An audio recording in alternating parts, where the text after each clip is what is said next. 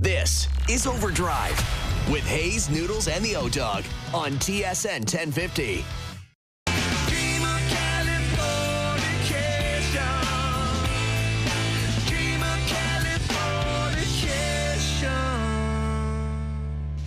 Jordan and Pippen, Brady and Gronkowski, Crosby and Malkin. Three great duos completely unrelated to the ones on your TV and radio as we welcome you into OverDrive on this Thursday afternoon. Hello, Canada. I'm Aaron Karolnik. That's my friend Mike DeStefano. We're holding it down for the next 3 hours.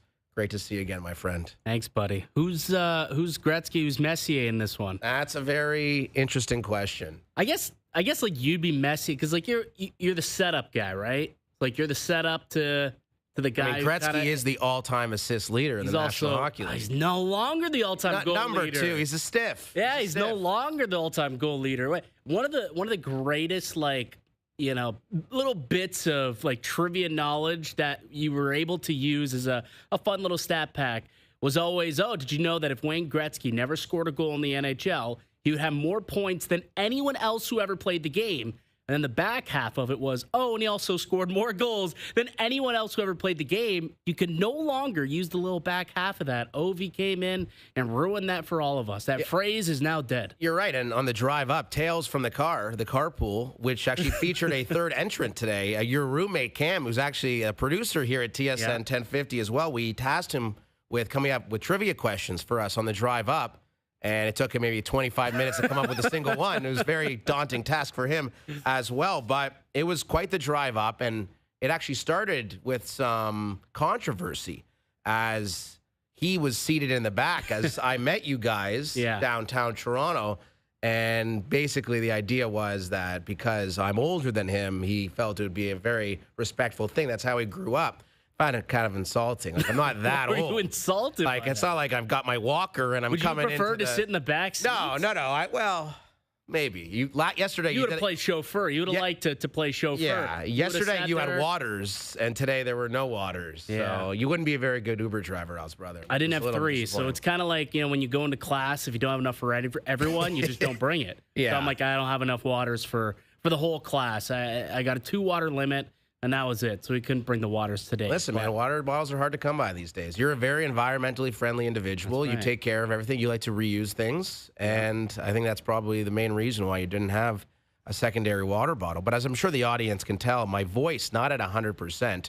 And we've been trying to come up with remedies for that, including a visit to a local establishment to pick up a tea, which I think did something. I think it's worked a little bit. A little bit. When you first stepped into my car. Oh, it was tough. I'm sitting, I'm like, how are we going to get through 3 hours of this? It's still a reasonable question. Now, there are varying debates as to why this is happening. I've heard that from a couple people who are dealing with sore throats, which I'm not. It's not a sore throat or anything. I'm not sick. It's just the voice. And I think it's the air quality, perhaps. And, we don't need to get into all that stuff. But it's not good in Toronto. It's terrible. Congestion up in the nasal throat area. Yeah, exactly. So that's not exactly ideal, but we make up for it with our good looks, right? So this is a TV show and a YouTube show. And our strong sports takes, of which there will be numerous today on the show, not only from us, but from our terrific guests like Mark Masters, Keegan Matheson, and Dave Naylor. Big night in the Hammer tonight. Shea Gilgeous-Alexander, not only night, but day in the city. He's getting the key to the city. And we were having this joke, and listen, I apologize to people of Hamilton who are watching this, but do you think when Shea Gilgeous-Alexander's having conversations with his NBA brethren, do you think he tells me he's from Toronto or from Hamilton? Toronto. He definitely is like, oh, you're from Toronto. Oh, nice. That's a great city. It's like close to Toronto. You know Hamilton? No, I don't. Yeah. And I guarantee you, Hamiltonians who already hate me, listen, I am a passionate Toronto Argonauts fan. I hate the Ticats with like real serious fervor to the point where by far Ticats fans are the ones that I dislike the most when it comes to opposing sports fans. But I just wonder if that's a reasonable question. Probably on Shea Gilgeous-Alexander day and night. Not worthy of conversing about this, but I don't think it's slander against Hamilton or Hamilton. It's just Hamilton, where's that is the typical close question. to Toronto. It's like, it's close to Toronto. So you just Toronto, you get rid of the back and forth. It's like, nice. Very good for you. Quality city. I think the best slice of pizza in North America can be found in Hamilton. Arkell's from Hamilton. Yeah, Mark Rowe and Shea Gilgeous-Alexander. And Shea. And Bo Levi Mitchell lives there now, too. The MOP favorite right now. The Ticats looking for their 7th straight win. And it's going to be a fun night. It's going to be a fun night seeing fun game. Bo versus Nathan Rourke, Hamilton, BC, and Gilgeous-Alexander. I imagine it'll be on the CFL and TSN broadcast. So I'm really looking forward to watching that. Also looking forward to watching Vicky Mboko tonight. And I will be completely frank that I was not remotely interested in this story 2 weeks ago. I didn't think this was a possibility. Well, it wasn't a story. It wasn't a story. Weeks ago. I didn't know who Vicky Mboko was 2 weeks ago. Yeah. I thought she was a made-up name. But now she's a star on the national level to the point where last night I'm sitting around, of course, the Jays had already won 20-1. We come home from our fantastic evening together hosting OverDrive last night, Mike. And I know when Mboko was in the second set, she got, kind of beaten down in the first set. 6-1. Rybakina took it to her in the first set. You're like, okay, maybe this is the end for Story's Mboko. coming to an end a little bit. And then she finds a way, set number 2, and then there's a crazy tie break going on, and I'm watching it, and I couldn't believe the level of investment that I had of someone I did not know a week ago. I am standing up and screaming like, please, Vicky, get this done. Right? I was so into it. And again, I'm not the biggest tennis guy at all. I didn't even have any money on this. Like that's usually zero. What gets you invested. I had no cash on Mboko. And you were still watching it. It was pure investment as far as the Canadiana. And I'm a huge fan. It's impressive, man. Osaka tonight is playing really well. It could be challenging. Oh, well, Osaka, I mean, obviously she's coming back. She hasn't played in a little bit, so she's still working her way back. But, I think Mboko yesterday even came out and was like, I grew up rooting for Osaka. And how old is Osaka? Idolizing Osaka. Like 25? Yeah, she's probably in her mid to late 20s at this point. But she's 18 years old. Not Mboko. even 19. I know. So even if Osaka was winning championships 8 years ago, she was 10 years old, very impressionable. It makes a lot of sense that she would be someone that she idolized and grew up like. That's kind of pre-Serena in a way, right? Like Serena was more so the 2000s and early 2010s, and then kind of Osaka came onto the scene, and so it makes sense that would be the woman she grew up idolizing, and now she has an opportunity to beat her and win her first title on the tour. I guess the hockey players coming up, like the Gavin McKennas, their favorite player growing up was Connor Bedard.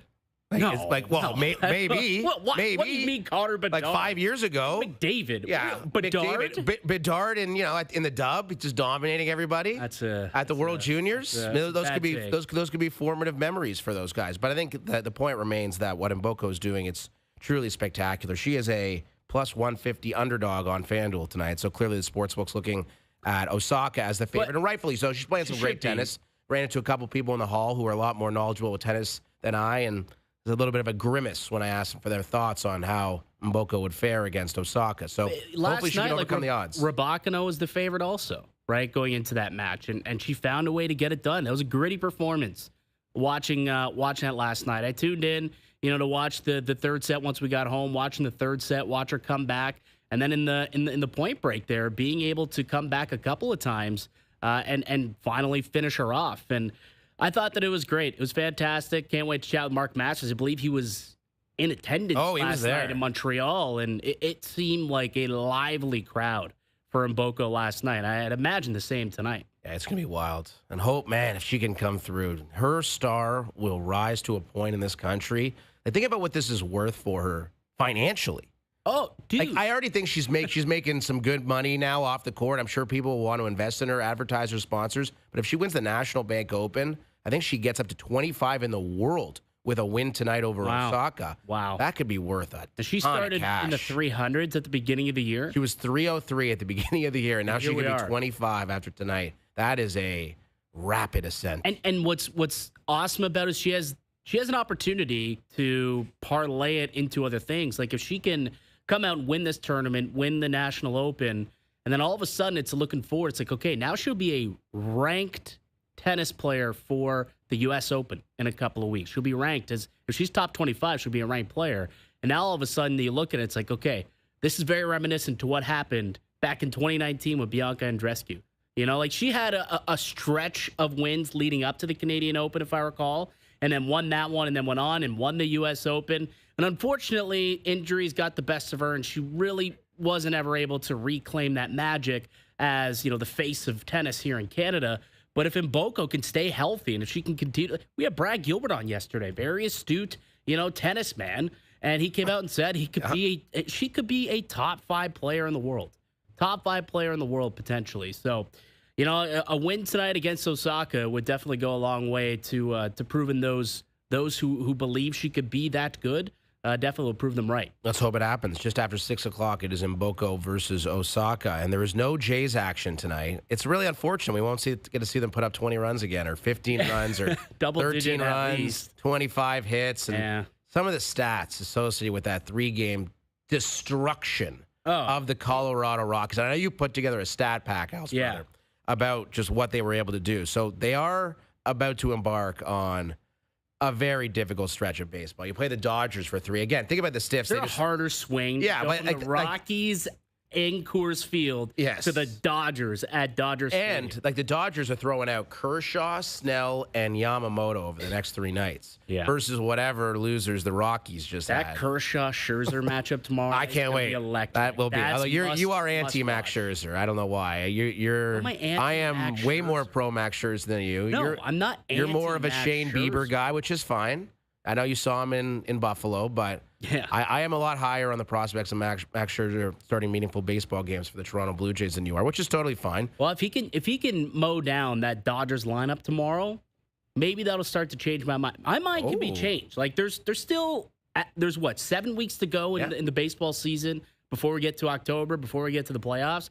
Still a lot of time for Max Scherzer to figure it out and down the stretch dominate and force himself into that conversation to be a game 1, 2, or 3 starter over a guy like Bieber, over a Barrios, over a Bassett, maybe even over a Kevin Gausman. It very well could happen. I just need to see it over the course of the next 7 weeks to say that. But right now, it's more of a question mark, is all I'm saying. But you beat the Dodgers. Mm-hmm. That's one of the best lineups in baseball. Maybe a World Series preview. It could be. Could be. If the Blue Jays are going to hit the way that they've been hitting over the last couple of days. Well, on that subject, what does that series that the Blue Jays just concluded with the Colorado Rockies mean in the larger scheme for this team? Now, I think you could look at it 2 ways, right? Number one is, it's the Dodgers. It's Coors Field. They've won 30 games. Rockies, they are, the Rockies. They are historically bad. But alternatively, all the records that the Blue Jays set in Colorado, they're doing things that have never been done. AK, here's 1901. They had 63 hits over a 3-game stretch, the most in MLB history in a 3-game series. They had a plus 39 run differential, the largest in a 3-game series since 1936. Joe DiMaggio and Lou Gehrig were on those teams. Joe DiMaggio and Lou Gehrig. Joe DiMaggio. We got Davis DiMaggio ourselves belting the homers. Davis DiMaggio. Davis, not Babe Schneider. It's now Davis DiMaggio now out here belting home runs. 13 home runs over the course of the series.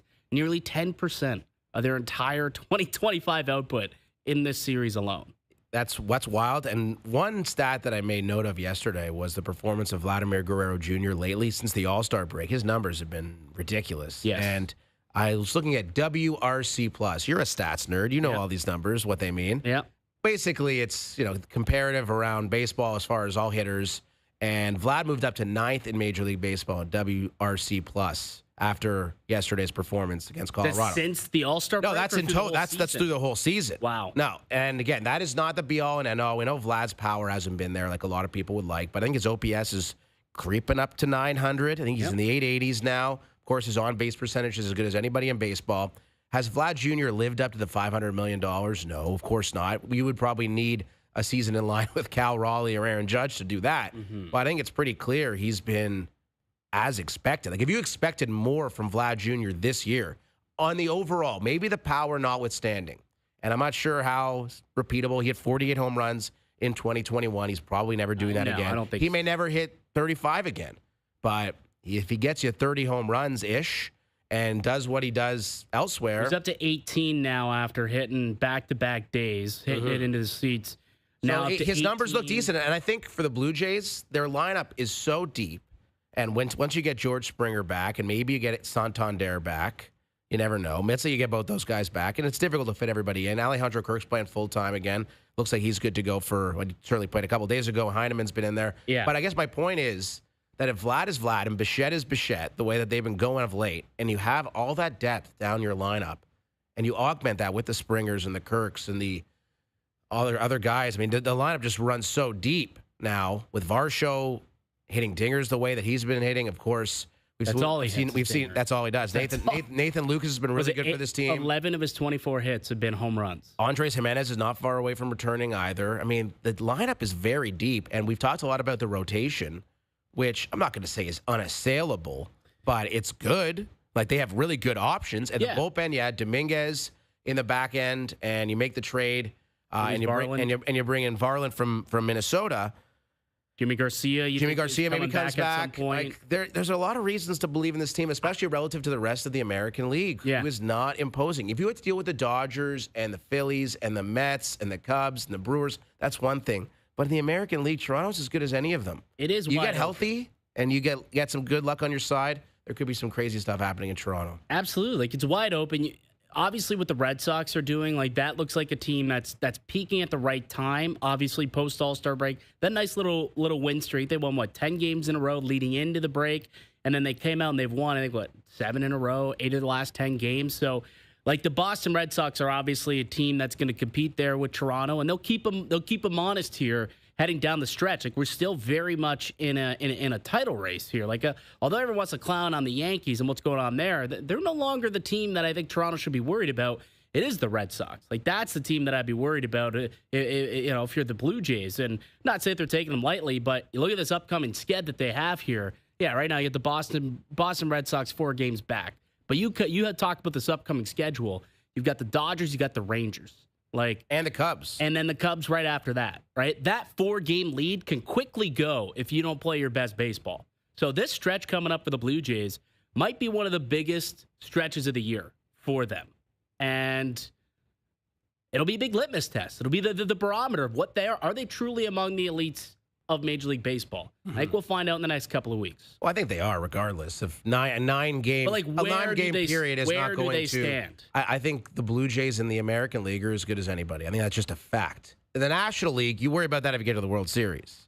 But I think the place that the Blue Jays are in, relative to the rest of their opponents in their league, they have to be feeling very good about a matchup against Detroit or Houston or Boston or Seattle or Texas or whoever it might be. And you still got to get there. Again, you are right. The next 9 games are against 3 of the better teams in baseball, for sure.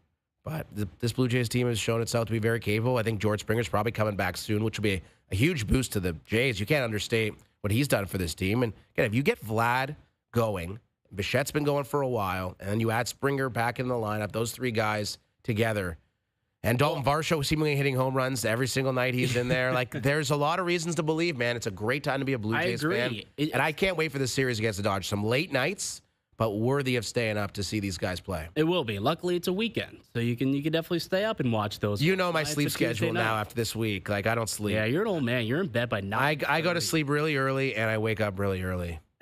You're a morning guy. We're the opposites. We are very much like, I'm going to bed when you're waking up. Like, that's it's not quite that. No, it's you go to bed like you wake up. Sometimes you go to bed at 4 or 5 in the morning. There are some nights where that could be the case. Wow. Not if I'm working gameplay or OD the next day, but if you're not, there's some nights. Who knows what could happen in Niagara Falls region? I'm what do they call it? Nighthawks, night owls. Night owls. That's me. Yeah, I used to be a night owl, and then I got a job doing morning radio. Yeah, and I have not been since. That doesn't work. But no, the Blue Jays, like, what impresses me is the depth of this lineup. And going into the All-Star break, how many times did we say, yeah, like, Vladdy, if he can get going, that'd be awesome. But we're going to see some regression from some of these other guys, the Bargers, the Clements, even like maybe Alejandro Kirk or Davis Schneider. And we have at times. Not really, though. Like, you look at since the All-Star break, you're looking at this team's lineup, and everyone is raking. Like, you talk about WRC+. So the way that stat works is the baseline of league average is 100. Anything above that is basically how many percentage points above 100 you are better than as an offensive player than league average. They have 15 players right now since the All-Star break who are at least 11% better than league average. That's ridiculous. Players. Now, the Colorado series helped them in a major way. Probably. But we're talking about a 20-game sample size for a majority of these guys. Like, they did score how many runs in that Colorado series? 45 runs 3 games. So that helped. But again, people are trying to take away and denigrate Toronto's performance in Colorado. It's Coors Field. It's this. It's that. It's like they set a record in the history of the sport for hits. You know what? That's the key word, though, hits. It's not the runs that impresses me or the hits, home run. 63. You hit the ball 63 times. You put it in play 63 times. That's impressive, right? Whether it's a single, a double, a triple, a home run, and we saw plenty of all of those over the weekend. You put that ball in play, it's impressive. And there's a lot of parks where the way that they were hitting the ball still would have been able to put up runs. Maybe not 45, maybe not 13 home runs. Maybe 25. But they might have still been able to put up some offense. The approach at the plate for these Blue Jays is pretty solid. And it's still amazing to me the turnaround from last year to this year in so many offensive categories. And it's all pretty much internal improvement. Like, they haven't added anyone externally that's done any damage. Like, Santander was supposed to be that guy. Well, he hasn't played in 2 months. And the team's just taken off offensively since he left, essentially. Same thing with Jimenez, Andres Jimenez. What has he done? He's barely played also. I have made this point many times, is that if the Blue Jays didn't sign anybody in the offseason, they'd be in a better position. Maybe better. And they spent quite a bit of money. Again, they traded for Jimenez from Cleveland, and he makes, $95 million on his contract. Santander around the same thing. Scherzer now has been really solid since coming back from the injury. I guess the second injury, you want to call it that? Well, thumb. The thumb, and then he was dealing with something else. So he's been back maybe 5-6 starts. He's been good for the Jays. Yep. But, again, they spent a lot of money and have not gotten a lot of production. Just imagine if they did, what this team could look like. What if Santander does come back? And I still think that's a stretch. Jimenez, I think, is going to come back and play for them immediately. And I think Springer's going to come back and play for them. So there will be some difficult decisions that this team has to make as far as their lineup goes and who stays and who goes. But these are good decisions. These are good dilemmas to have. When you have too many good players, that is something I think every baseball club would sign up for. And the Toronto Blue Jays seem to be in that spot. Well, how often do we talk about, like, even in hockey, where coaches and GMs want to have competition, especially in training camp, because they want to have people compete with one another internally and internal growth and have people, competition brings the best out of everybody. And we've seen that because once everyone's healthy, like, you're going to have good players who are going to be sitting out, right? Like, there's not enough spots for, Miles Straw, for like Addison Barger to be an everyday player, for Davis Schneider to be an everyday player. It sounds like Loperfido, didn't get injured as much as we thought. So Loperfido is going to factor in down the stretch here. Doesn't look like he's going to spend, any time on the IL. Maybe Keegan will have an update on that. But, like, there's too many players that are contributing right now and not enough spots in the infield, right? So you got to keep playing well to earn your keep, to earn your spot in the lineup. So yes, 45-6 was the score at aggregate for Toronto and Colorado in that 3-game set. The second largest run differential between teams in a 3-game series since 1901. Pretty good run there. You want to know what one of my favorite stats is right now in the season here? I do indeed, Michael. So since Michael Kay made his run differential. Yeah, that infamous cry that this isn't a serious baseball team, not a first-place baseball team because of their run differential, which was, +4, I think, at the time, which, it's not great. Now, you go +39 in one series. That'll help. That'll help. Since Michael Kay made that comment, the Blue Jays have a +49 run differential. The Yankees, -15. Huh. Interesting. What say you? The K curse. Michael Kay, the K I will curse. say, thinking about run differential, like what the Jays just did to Colorado, you said 39 run differential there, +39. Yeah, so that, +10 outside. You got to, you got to maybe, take that with a grain of salt. +10 outside of that. Colorado, my God. It's a bad baseball. It's a tough go. Man. They had leads. They had a couple leads as well. Early. Yes, they were up 1-0 in the third inning yesterday. Yeah, and I'm like, and then all of a sudden, going to lose. Bo Bichette blasts one out there, and then it was just You know what I didn't realize because we were live on air. Remember, we kind of blinked, and all of a sudden, it went from 14 to 20 to nothing. Oh, they brought in some catcher. They brought in a catcher, and he was just lobbing. He was literally batting practice, lobbing things out there. They scored 8 runs on this poor catcher. It's like pulling the goalie. It's a go ahead, guys. Yeah, rack score up as many goals as you possibly want. That's pretty much it. Yeah, it was interesting. So, Keegan Matheson from MLB.com, regular contributor here on OverDrive, will join the program in about 40 minutes. The nail gun, Dave Naylor, who's been covering Bills camp and, of course, the Canadian Football League, so a lot of things to get into with Dave when he joins us in hour number 3. And Mark Masters, live from La Belle Provence. Montreal ahead of the final between Mboko and Osaka. We'll catch up with Mark next.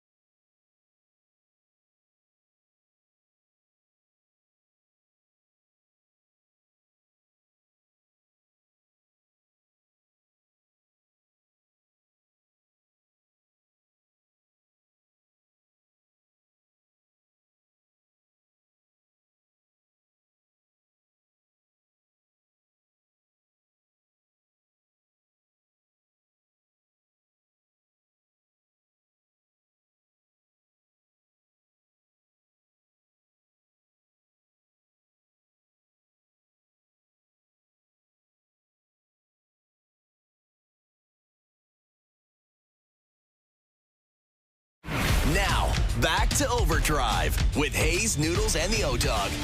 Watermelon sugar high, watermelon sugar high, watermelon sugar high, watermelon sugar high. Hour one of Overdrive continues. Beautiful Thursday afternoon. Have we had a bad day of weather in the Toronto area in the last 3 weeks? It seems every day is 30 degrees and sunny. It's incredible. It's been nice. It has been a very, very solid summer in terms of Well, it's been too hot at times. No. There's been some days where it's been brutally hot, and it's like I can't go outside. I got to stick with the AC.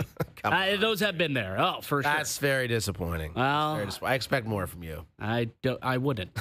I wouldn't. All right, so this match tonight, we have Mboko and Osaka in Montreal, and I would qualify this as one of the more unlikely matches you'll ever see in a final, considering Mboko came from virtually nowhere as of a couple months ago. And Osaka, since coming back from having her child, I don't believe she's reached even a quarterfinal in any quality tournament since then. So she's back in a prominent spot tonight. Of course, Vicky Mboko is as well. And down in Montreal, we are joined by one of our favorites. It's our man, Mark Masters, live on location. Mark, how are we feeling ahead of this big match tonight? I'm feeling really excited, feeling good. I just watched Vicky Mboko finish her warm-up. We're out here tucked away on the side of the venue, court 8. Her wrist taped up, but did not see any outward signs of like pain or frustration with it. Pretty standard warm-up hit here. She's just talking with her team. One last pep talk with Coach Natalie Toziat, and yeah, I'm pumped up. This is a pretty big night, guys. It is, and that triumph last night was special. It was a long, grueling match. I think 2 hours and 46 minutes is what it took. And, of course, we know the injury that Mboko was dealing with. She's a young player, Mark. We know Osaka's got a ton of experience. How much do you think the turnaround so quickly will affect these two combatants?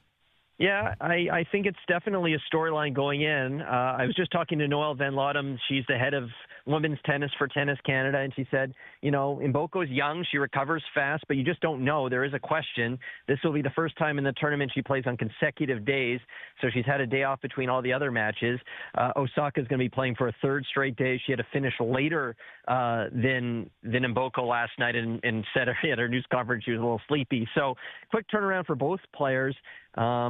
You would hope, just being 18 years old, a teenager, and Mboko will be able to have that kind of bounce back ability. And there's the adrenaline of a final, and the crowd is going to be electric and carry her through. She seemed to respond. She said the wrist was feeling better after the match. In the moment, it hurt her kind of spirits and whatnot. But from what we just saw, I think she'll be all right. And yeah, but that's the question: is kind of it's pretty hot here today. How are these two players going to react to the very kind of quick turnaround here? So, Mark, I'll take you back to last night. We'll just look at the journey here from Mboko. Like, obviously, beating Coco Gauff was considered, a massive upset, and then went on to kind of handily beat her. Then went on to impressively come back last night against Rybakina. When you look at how, she was able to come back after losing 6-1 in that opening set, which one of those two do you think was kind of more impressive for you? It's the one last night. That, to me, that was a lot of grit. Like, get kind of pumped in the first set, 6-1, don't hold serve even once, and then you blow leads of 3-love and 5-3 and find a way to win a second set. You have the fall, you hurt your wrist, you're not feeling good. You're facing a Grand Slam, champion, big server on the other side, leads the tour in aces. And then, you keep falling behind a break in the deciding set, and you keep coming back. You get to the kind of the final set tiebreak. Are you going to blink? She doesn't do it with all that was on the line there. So to me, it was last night. I mean, Gauff's going through some stuff right now. Her serve's a bit of a mess. There's a lot of double faulting happening. It felt like she was there to be had. Rybakina has had some troubles closing, but to me, last night, that's a quality win, a signature win. We'll see what happens, but to me, that last night was just the most impressive win that she's had here. Mark Masters, live from Montreal ahead of Mboko versus Osaka in the NBO final. Now, Mark, you chronicle the sport of tennis. You've been doing a great job of it for a long time. You saw the rise of Eugenie Bouchard. You saw the rise of Bianca Andreescu. How would you, and Leylah Fernandez certainly as well would qualify, how would you characterize what we've seen from Mboko compared to those three? You know what? I think this is most similar to Shapovalov, maybe, in terms of the rise. Like, he kind of came out of nowhere to make the semifinals here in 2017. Wasn't ranked particularly high. Andreescu, when she went on to win in 2019 in Toronto, she had already won Indian Wells. She had been hurt a lot that season, so there's questions about where she'd be physically, but she was already established as a big game kind of player there with that run that she had. And And then, so I think this is kind of unique in a way. And now I think we're going to see something tonight that we haven't seen before in Canadian tennis. Andreescu wins that final in Toronto when Serena Williams retires from the match 4 games in. It was anticlimactic. Milos Raonic in 2013 made the final here against Rafa Nadal. But it was a 6-2, 6-2 loss, so we didn't really get the intense kind of moment, the payoff. And I think we could see that here tonight. A Canadian battling for the trophy at the biggest tournament this country's got on its home soil. It's going to be a cool moment tonight. Well, and what will this mean for Mboko? Like, we heard her say she grew up idolizing Osaka. A chance to face her on home soil and a chance to win, a title here. That'd be pretty incredible. Yeah, I mean, it would be something. I was, looking at the match, notes they give us. She'd be the second youngest player to beat 4 Grand Slam champions en route to a title since Serena Williams. That's pretty good company, with the only one younger to do that. So, in the same tournament. You're looking for markers here to see, we know she's a special player. How good is she going to be? You don't want to get carried away. I mean, 2014, I can't tell you how many interviews I probably did where, the questions were like not if Jeannie Bouchard is going to win a Grand Slam, but how many. So it's easy to get carried away in the moment. Players go on ups and downs, and injuries play a big role in things too, right? Andreescu probably would who knows where she'd be at if she'd been able to stay healthy.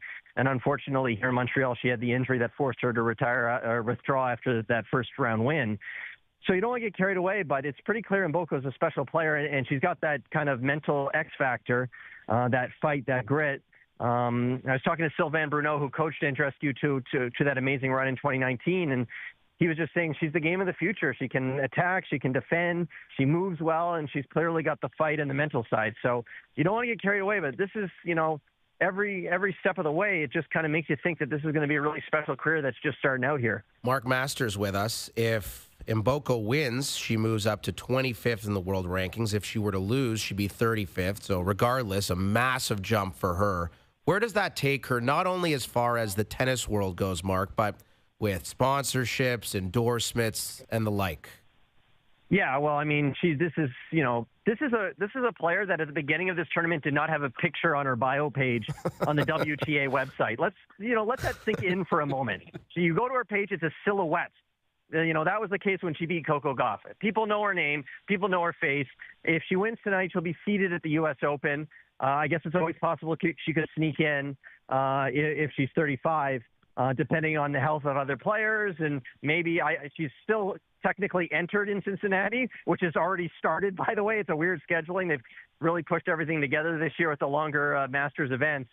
So she could gain some more points if she even gets there. I would imagine she might choose rest after this pretty great, grueling stretch here. But people are going to know her. There's no one she's going to be sneaking up on anymore, right? The other players are going to know her. They're going to be looking for her. No one's going to be taking it easy against her. And there's going to be a bit more expectation and pressure for sure when it comes to, when she saddles up to the U.S. Open, right? People are going to expect her to do things. I'm sure, based on this, she might get some more night matches or be put in on some big courts.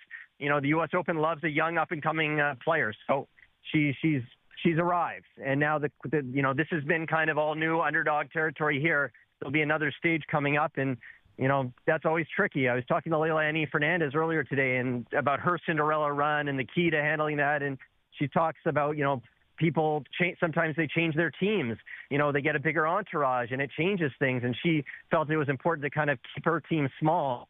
I remember Jeannie Bouchard after that amazing run in 2014. To start 2015, she had a new coach, a new agent. Felt like she changed a lot of things, and obviously she never really recaptured the magic. So it's not easy, right? There's a reason why it's not most players that can maintain it at this level. So it'll be a new stage in her career, but everything we've seen so far would lead us to believe that she can handle it. Mark, thank you for the time today. Enjoy the match tonight. Have you made a visit to Schwartz's since you've been in Montreal? I haven't had a chance. Maybe tomorrow before I leave, but. Yeah, that would be nice, eh? The smoked meat. Oh, the best. The best. Because I was looking at the Leaf schedule to see when I'm back in Montreal, and I don't think obviously they have a pre-season trip, but don't think they're back until November. So I'd like to get a little smoked meat just to tide me over, but we'll see. We'll see. I think my flight's in the morning tomorrow. So you can figure out. It's open late, I think. You can. They'll stay open late for you, Mark. Come on. They'll make. I'll knock make on the door, see what happens here. All right, thanks, Maybe, man. Mboko will go and that's that way, a good and then idea. I can tag along. That'd be nice. Take Vicky Thanks, over there. guys. Thank you. That is Mark Masters from TSN. You a fan of Schwartz's in Montreal? You a deli Never guy? had it. I've never had it. I've heard, obviously, amazing things about it. I do love a good Montreal smoked meat sandy. So at some point, I will get over there and I will get one, yes. Oh, it's fantastic. Haven't yet, though. It is a great time. Yeah. I love the Montreal. Good food scene. It's a good food scene in yes. general. Oh, Montreal. Lots of culture in It's a in time, Montreal. man. It's a good city. It is a time. You come back from Montreal. I remember when I returned from Montreal, I went to a music festival a couple years ago, and I was in rough shape for like a couple of weeks. It was like I just got back from battle. Like I was hurting in a major way. The people of Montreal, they can take it deep, unlike myself. I'm an old man now. I got nothing left. Yeah, you sit in the front seat. Apparently, air quality is affecting my way of life these days. So that's the type of lifestyle that I lead today. So man. It's come and gone for yours truly. But Montreal, it's quite the time. Big show still ahead. Keegan Matheson in about 20 minutes. The Nail Gun Dave Naylor at 6:05. Huge CFL night. Huge tennis night. Vicky Mboko. We'll see if she can get it done just after 6 o'clock. Overdrive continues on TSN2, TSN 1050, and TSN's YouTube channel.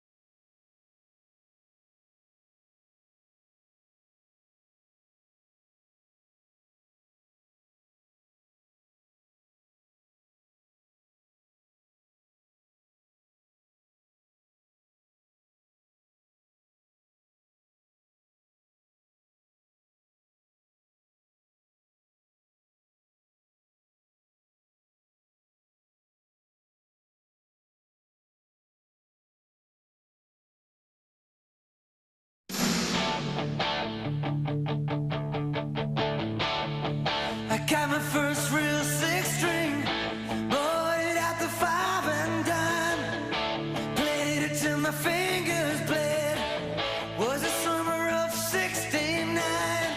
Hour one continues. JP on the ones and twos, our resident DJ and technical producer. Did I call him PJ or No, JP? JP. Did I say right. Did I say JP? Okay, good. Yeah. I am a little delirious. So Well, the air bright quality. lights, and the congestion Yeah. is setting me back in a little bit, but we're all good here. 5:30. AB's list: Dark Horse, Team Canada, Olympic team candidates. Is Sidney Crosby part of your Dark Horse, Team No. Canada? No, he's No. on your team. He's a lock. Yes, he is. Wasn't he And- one of those 6 announced? Like he's Yeah, that's true. He's already a lock. Listen, I'm trying to segue from topic to topic here, Michael. You know how it works in radio. It is Sidney Crosby's birthday, 38 years old. Yeah, no and I would longer the say kid. that August 7th, 1987 is probably the most famous birthday in hockey simply because of 87, Sidney Crosby. How many other hockey players' birthdays do you know? September 17th. Ovi and Matthews. Okay. I believe, And Matthew Nyes, actually. okay, creep. I believe Gretzky's birthday is the same as Tiger Woods in December. I'm going to say December 30th. I could be completely off on that. Look it up. But my See if point you're right. remains that today is a very special day for hockey because. January 26th. Oh, okay. Not even close. Not even the right month. Tiger's birthday, maybe December 30th. Check Tiger's If birthday. that's the case, you're Yeah, I don't completely know. wrong. Tiger shares a birthday with someone of prominence. That I know. December 30th. Yes. Yeah. Okay, that was right. 1 for 2. It's not bad. We'll take 50%. But Crosby. Do you share a birthday with anyone, any sports athlete of significance that you know of? July the 14th. I share a birthday don't with think PK Subban. PK Subban. Wow. Yeah, me and PK share a Nice. birthday together. I'm sure you guys have celebrated your birthdays together on many occasions. Yes, all the time. We Yeah. we take it deep in downtown Toronto. Absolutely. I find that hard to believe. I know your birthday at the Wheat Sheaf is very well attended by NHL players. It is a good time. It is. Listen, I've attended and we've had a fantastic time. But I think Crosby turning 38, I mean, it just blows Weird. my mind that he's Weird, isn't it? 38 years old. Well, Yeah. one, it's rare that athletes are older than me these days, which I actually appreciate. For you, you still have some years to go. No, I'm getting to that point though. It's Like, rare that I am athletes are getting to older that than me. I'm point where like, it's yes, like, still yeah. older than me. It's weird when you get to a point where like a lot of the stars are now younger than you, right? Where like All when you're of growing up, pretty much, yes, pretty Everyone. much all the stars are young. Like when I'm talking about Austin Matthews or Connor like these guys are younger than me now. Meanwhile, like I grew up idolizing like Crosby and Ovi and Malkin and you know older. You go back to like Yzerman and Joe Sakic and these guys were all grizzled old vets. I'm the same age as them now. It's just bizarre to kind of look at that. Now I talk about all the youngins, but Crosby, what he's doing, both of them, both Crosby and Ovechkin, what they're still doing in the twilight of their careers is so impressive. You don't see it often in pro sports. I think it's a testament to, you know, how great those two truly are. Like what Ovi did last year, the amount of goals he scored, and the amount of game, like he had like 43, 42 goals last year, and he missed 6 He weeks broke with a his broken leg. leg. And still went on to do what he did. Yep. Crosby last season still went and had point per game year, 91 points in 80 games at age 37 years old on a terrible Pittsburgh Penguins team. It's impressive what those two are still doing at this point in their careers. And it does feel like their off-season preparations are a little bit different. I feel like Sid and McKinnon are up in Nova Scotia just like pushing sleds in fields and running and grinding and skating. Ovechkin, I don't think, is doing the same thing. And listen, He's playing pickup soccer. yeah, the belly just out. whatever works, right? And you can't be critical of something that works for Ovechkin. But I think what he does is very different than what Crosby does, which, again, it doesn't matter. As long as you get to the same end point, it doesn't matter where you start. Bit of an That's enigma, profound. though. That's the thing. Like Crosby, like I don't know a lot about Crosby, considering he's You know nothing about Sidney Crosby. considering he's That's like one of the best players on the planet. how it's designed. You know very little about him and what he's. Is up he a married man? I think so. I think he is. I think he Does he is. have kids? I don't think I have so. no idea. I have no clue. Couldn't It's tell. weird because he does not live on social media Nope. at all. There's zero controversy. Like literally zero. Like, can you think of one bad thing that he's done or that's happened to him? I don't know if he swears. I honestly am not he sure probably if he could swears. throw an F-bomb around as well as you do. I don't think he can. You think I throw an F-bomb? That's maybe the around well? one thing that you do better than him.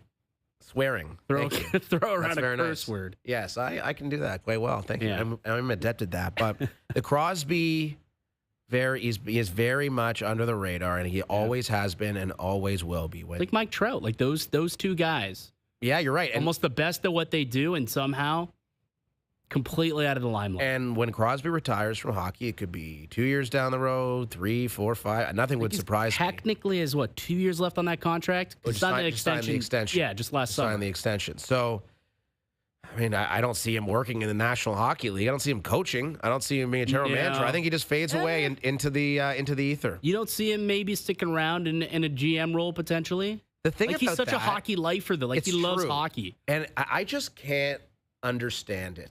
Like the Bill Guerins, the Rob Blakes, Yeah. Steve Yzermans, the Brennan Shanahans, guys who've made a lot of money in their hockey careers. And I understand the thirst for They love the competition. game. They love the game game. and the love They can't leave it. of winning and trying to win and being part of something. I get it, but it's a Unless lot of you're work, Shanny. man. Not a lot of winning here. It's a lot of wins in the regular season, but there's just so much to it. And these guys are set for life. They could easily go move down to Florida or wherever they want and never even think about working again. But that's not how so many of them operate. No. And I respect that because that's what I would do. If I had $50 million in the bank, you think I'm doing sports radio in Toronto? I love this job. I am blessed, but that Absolutely. ain't happening. Here's the thing, though. Like, a lot of people get bored. Like, a lot of these older people get bored. Like, you go to, like, Walmart and you see all these, like, older people who are sitting there as greeters or whatever, bagging groceries. They're not there often. Are you comparing there. Walmart No, but I'm just grocery saying, but baggers people to Brendan get into- Shanahan? Well, him and Tony Romo, right? It's all the same I'm thing. just making Kurt sure. Wasn't he a bag boy before He getting was. to the He did NFL? work at a grocery store, and then He was. Then But led no, the my point Rams. is just like people get bored in retirement and just like want something to fill their time. Now, I'm not saying that those guys aren't at that, like Shanny's not filling time, so let me go be the president of the Toronto Maple Leafs. Like, that's not obviously the situation, but they just love the game. Like, I think they just love it and they can't get away. And they want to get back into it as soon as they possibly can. I do wonder when we see Shanahan resurface and where. Yeah, it's an interesting question. He's got a year left on his deal, right? So he's getting paid out for not this going anywhere season. this year. But like next summer, I could see his name resurfacing Absolutely. somewhere else in a presidential role. Like that's the only spot. Like I don't know. Is he going to be a GM? Like, does he want to be a GM? Well, that's a Probably step, not. That's a step down. Right. So I think he's just looking for a team that's looking for a new direction and a new Shanaplan 2.0 Oh, elsewhere. boy. Maybe. I would assume. I Maybe think, he goes I back think to the so. league offices, That potentially. is also the a NHL. possibility. That is. So, well, we'll have to keep close tabs on that. But I do think it's fascinating. And again, I don't think Crosby is going out and hitting the clubs in Nova Scotia, if those exist. I was in Halifax not long What ago. do you mean, Cabot Trail? Yeah, you think it's a Cabot. Well, you're saying you don't know if the links Yeah. exist, and it's one of the best courses in the country. Yeah. Out in Cabot. That is true. Beautiful Two of the spot. top 5, the Lynx and the Cliffs. Yeah. Out there in Nova Scotia. So, happy birthday to 87. 38 years old. Where has the time gone? I still remember listening to the radio when the Penguins won the draft lottery. I remember exactly where I was. Really? At summer camp. Like I was like, oh my God, the Leafs are going to get Crosby. This is going to be it because the lockout. That was coming with the lock, so they had just come everybody out. had the same Everybody had odds. the odds. I'm like, oh my God, this could be it. Crosby, we could change everything. And then Pittsburgh won. I was like, Isn't oh, there a conspiracy theory? oh, dude, there's a surrounding conspiracy that? theory with everything. I know, but like that specifically, it's like they were on the brink of bankruptcy. Well, they were. And, Yeah. and Lemieux and Crosby saved that entire organization. Yeah. It's true. And then they went on to win, what? Was it 3 cups? Stanley Cups. 3 Stanley Cups in the Crosby era? And they Pretty will not impressive. win anymore in the Crosby era. I think No, that is coming sadly not. Are you prepared for like Crosby and the Penguins to be irrelevant this season? on. Well, we'll see how long he's a Penguin. And Really? I am of the belief What's that your it's- Jerry's at some percentage point- that he does not finish his career as a Penguin? Like you high on that? Like you does more than not. 50%? Yeah, I think so. Really? I think a year that's coming, especially if they trade Raquel and Rust, it just gets worse and worse. And But he you have to expect Malkin to fall off a bit. known, but when he signed that 3-year deal, he would have known. Yeah, and maybe he just doesn't care, which I respect too. I'm just going to play out the string. I don't really care. 26% chance he finishes a. It's a Noodles percentage right there. He does not finish a Penguin. Noodles never picks like a round number. Yeah, no, it's always gotta be. an odd. So that's why 27.2%. 74% chance he finishes. 74%. Hour 2 of Overdrive coming up on the other side. Keegan Matheson talking Jays.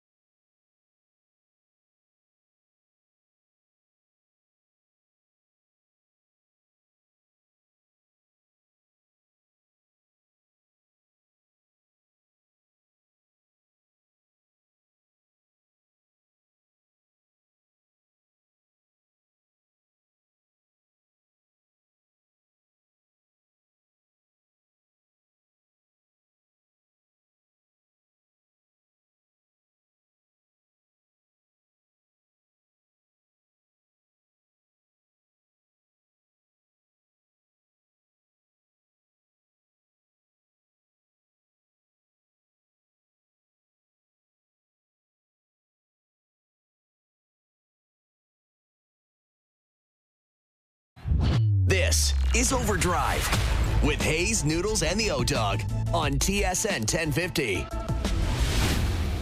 I can feel my face when I'm with you, but I love it,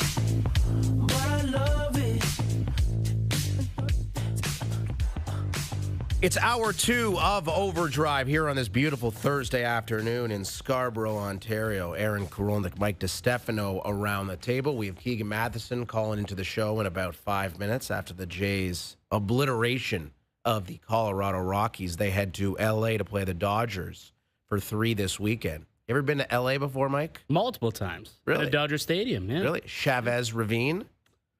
Chavez Ravine? Isn't that what it's called down there? I have no idea. I think so. Well, you were Couldn't tell there, you. so you were lying is what you're saying. I called it Dodger Stadium. You have a Dodger dog? I did have a Dodger dog, Nice. yeah. Tasty? Lived up to the hype, I would say. Yeah, it's pretty nice. pretty solid dog down there. I'm curious if like Keegan has a ranking of like the best dogs around baseball. Like that's the one food that you associate with baseball, right? True. You think the Looney dogs at Rogers Center are in that category? I doubt it. I doubt it. Not the tastiest. Not. I mean, they're fine. It's fine. It's a Schneider dog. It's all right. But like, a Dodger dog or a Fenway Frank. The Fenway Frank I hear is pretty good too. There's some good hot dogs out there. I like to go to more baseball stadiums. I have been to quite a few NFL stadiums, adding a couple in the next few months. Going to Vegas. Ooh, a and I'm little going Raider to game. Cincinnati. So Ooh, actually in Bengals. back-to-back weeks. What's the The game? Bengals game is Bengals-Lions. Oh, that'll be a good game. Yeah, Raiders play against the Bears. Your boy, Caleb Williams, going to destroy the Raiders. Probably. I think so. I think Caleb Williams gets a little too much flack. Like there was that clip going around, I don't know, it was last week or earlier this week, of him missing his targets. They were And him just kind of throwing, freaking out. and he freaked out and stormed off. And everyone's like, whoa, you got Jaden Daniels out there winning, Rookie of the Year. Everyone thinks he's a top 5 quarterback in the league. Everyone's talking up J.J. McCarthy, Drake May. Like Michael Penix started, played some good football toward the end of last season. Everyone's like maybe Caleb was the worst of the bunch when it came to the top 10 of the quarterbacks last year. But I still believe Caleb Williams has an opportunity to be the best quarterback in this class. Oh. There's a chance that Caleb Williams could still turn out to be Jade Daniels right now heads and shoulders above everybody else. And maybe that might be difficult to get there, but I still think that Caleb Williams could definitely live up to the hype of being a number 1 pick. It is a testament to the social media age in which we currently live that a 3-second clip can alter someone's perception of a quarterback and what they are going to accomplish in their career or in the season ahead. And that's exactly what happens. Again, there was that clip of J.J. McCarthy throwing a crisp pass to someone on a slant route. Yeah. And what? 7-on-7s? 7-on-7s? No Just pads? like Agbuka. Is that how you say it? Emeka Egbuka. Yes, Agbuka, Yeah. the receiver for the Tampa Bay Bucks, who they took in the first round last year, who a lot of people were really high on. There's a clip of him just dominating some undrafted rookie, and everyone's like, "Oh, this guy might win Rookie of the Year." He got mossed. Yeah, he mossed some poor guy out of like Norfolk State. Yeah, and everyone always is assuming now that he's going to be a superstar as early as this season. I think perhaps we look at. I think he's 6th on. I was looking at earlier today. I like him, but there's a lot of competition at Tampa for 6th targets. for offensive Rookie of the Year. 6th best odds on FanDuel. Well, Godwin's banged up, but we don't need to delve into the fantasy football aspects or the betting on the Rookie of the Year. I guess my point is that perhaps as a society with TikTok and Instagram and YouTube, we see one clip and we're saying, "Oh, this is just facts." Well, This is it. it's why we play the games. Yeah, because that's exactly. truly what is going to tell us. And there are games tonight. There are games You fired tonight. up. We got 3 games. Indy, Baltimore. My Indianapolis Colts, my boy Anthony Richardson is going to be slinging it tonight. I'm telling you. Come on, dude. Have you been drinking? Anthony No. Richardson stinks. He Yes, stinks. Jerry. Yes, Jerry.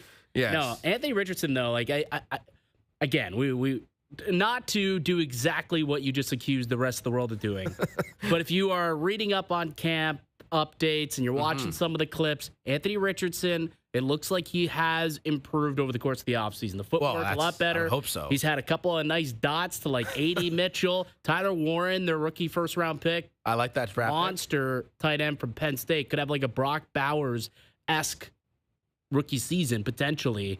I think Anthony Richardson's going to have a much better year than he did a season ago. It seems like he's matured. He's been humbled from that ridiculous situation last year where he tapped himself out of a drive in the red zone on third down. Outrageous stuff.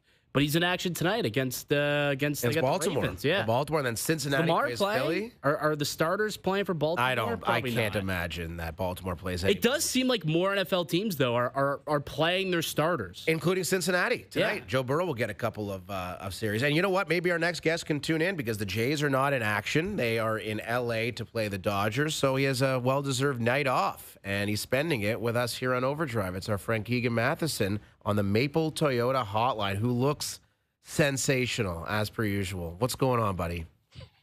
NFL preseason talk, fellas. I'm fired up. This is the winter. That's right to hear. $10 at a time. I'm going to change my life this winter. Yeah, I we have talked a lot about the Blue Jays. Don't you worry, Keegan. A lot of Blue Jays talk. They deserve it. And you saw that beatdown firsthand. You've seen a lot of baseball in your day. Have you ever seen anything like those 3 games? No, that was like we're talking about, guys, when we start talking about records, biggest differential in runs, most hits in a 3-game series, most runs. And I'm having to write, this is the most since a team that doesn't exist anymore. A team I've never heard of. That's pretty special, man. The Rockies are terrible. Yeah. And I might be done with position players pitching. Yeah. I think I'm out on it. I think it's worn off. And maybe that's like a heartbreaking moment for me. Maybe I've lost that spark in my heart. But I just, at the end of that game, I was thinking, man, come on, just be serious. End this, But that's as good as it gets for the Blue Jays, man. Top to bottom, everyone's doing it. I mean, Ty France reached base 6 times in a game. So when you're hot, you're hot. And when you're the Rockies, you're the Rockies. That is what you get. Well, it's really interesting because a lot of people are looking at it and they're like, yeah, it's the Rockies. And, it's Coors Field. The ball travels. It's a hitter's park. But they had 63 hits. They were able to make contact on a lot of quality pitches and put the ball in play. So I don't know if you can necessarily shrug that off, the fact that it was just in Coors Field. This team's approach at the plate seems to be at a pretty high level right now. We over-exaggerate Coors Field, man. It's different. It's a little different. It's a little easier to hit. The ball that might go 400 feet in one park will probably go 407 or 409 there. Yeah. But if I was a Rockies reporter, I would lose my mind, maybe for a few reasons, but one of them being that every road reporter coming in talks about it like you're playing on Jupiter or something. It's like it's this big wow idea. It's not that crazy, okay? And if it was, the Rockies would have 5 guys hitting 40 bombs a year. They don't. It's 1% different. The Jays scored that many runs because they played really damn good baseball. And maybe Coors Field led to 63 hits instead of 62, whatever. But when we talk about Coors Field, we talk about power and how far the ball travels. One of the real advantages, and this is why I think the Rockies should be trying to build a team like the Blue Jays, is that there's so much space there. The outfield's massive. And why in baseball we allowed fields to be different shapes? I don't know. It's like, imagine we were talking about the NFL. Oh, man, the Bills are in New England this week. They've got to throw the ball more. The end zone's bigger. It's pretty dumb, but it's how it works. And there's so much space in the outfield. And when those balls get rolling, there is so much room for a team like the Blue Jays, who runs the bases aggressively, to create havoc. The Jays are really built for Coors Field, just not in the way that most people think. It's such a fascinating place, man, for a team that puts the ball in play. That's who the Rockies should try to be. I guess most of baseball should try to be the Blue Jays right now. Can't believe I'm saying it, but, man, they were tailor-made for that park. You know what ballpark I miss, or what maybe aspect of a ballpark I miss? Remember in Houston they had that, what was it called, Towles Hill? In center field. Oh, yeah, in the middle of the... They got to bring that back. In the middle of a field. It's just so stupid. You're running up a ramp. Just ramp in center field. Imagine up the right sideline at Cowboy Stadium. Yeah. Just a hill. You know what? In the fourth quarter, they're going to have to run the ball because CD Lamb's running up a hill. That's it. That's exactly it. So I was going back, Keegan Matheson with us, and I read an article of yours from before the season. Blue Jays hitting coach aiming to craft MLB's most creative lineup. And David Popkins is a guy who maybe is not getting as much credit or discussion as he deserves. And, I mean, the way that this team has hit, and they are deep, they are consistent, and they are getting performances from out of nowhere, seemingly, night after night and week after week and month after month. Go ahead, Michael. If you Well, want it can. The team average this year is 270. The next best team average, 258. Wow. Like 12 points above the next best team. Creative. How much of this team's performance and the credit deserves to go to David Popkins, Keegan? A lot of it. David Popkins, Lou Ionati, Hunter Mentz, the hitting staff. And creative's a good word, man. And back in spring training, not a lot of people like that. Because in Toronto, for so many reasons, we've become sick of buzzwords. And creative, though, I think is more of a blanket term. Last year and the year prior and for too long, the Blue Jays they've tried to hit 10 singles in a row. Or they've tried to do one specific thing, everyone doing the same thing. That doesn't work. You cannot tell Vladdy and Addison Barger to approach baseball the same way that Ernie Clement and Miles Straw do. It needs to be individualized, and a lot of what this hitting staff has done, guys, is simplify things. There's too much information in Major League Baseball right now, and it can overwhelm you. And certain hitters like it. Certain pitchers really like it. They want to know everything. Other players, they want just a snack of that. They want a little bit, or they are visual learners. They want it explained in a certain way. The number one, guys, the most important skill in coaching right now, and this goes in Major League Baseball, I think this applies across a lot of sports, is, I don't want to say communication, that's too buzzwordy, but being able to connect and explain this information like a human being to players. A lot of teams have tried where they put the nerd in the dugout, and there's a guy with you can usually spot him with the 24-inch waist, and he's in a uniform, and he's the guy that gives them the information.